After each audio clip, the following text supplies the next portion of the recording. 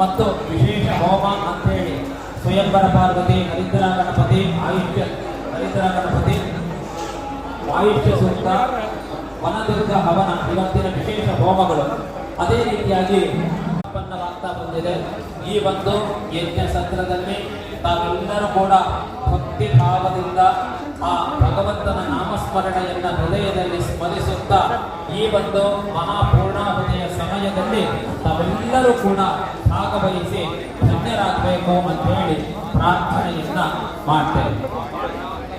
ಯಾಗಶಾಲೆಯಲ್ಲಿರ್ತಕ್ಕಂತಹ ಅಧ್ಯಯನಗಳು ಬಿಟ್ಟು ಮತ್ತೆಲ್ಲರೂ ಕೂಡ ಕೂತ್ಕೊಂಡ್ರೆ ತುಂಬಾ ಅನುಕೂಲವಾಗುತ್ತೆ. ಯಾಕೆಂತ ಹೇಳಿದ್ರೆ ಹೊರಗಡೆ ಇರ್ತಕ್ಕಂತಹ ಎಲ್ಲ ಭಕ್ತಾದಿಗಳಿಗೂ ಕೂಡ ಪೂರ್ಣಾಹುತಿಯನ್ನ ನೋಡ್ಲಿಕ್ಕೆ ಅನುಕೂಲವಾಗುತ್ತೆ ಅಂತ ಹೇಳಿ ಕೇಳ್ಕೊಳ್ತೇವೆ.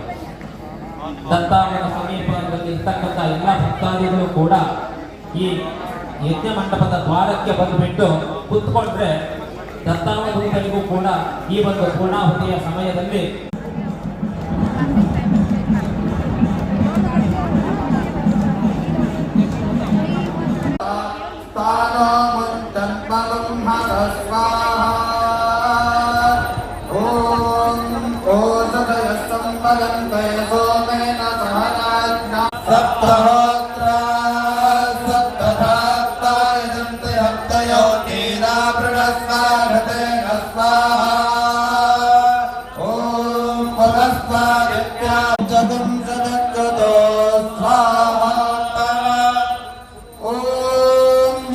ಯಜ್ಞ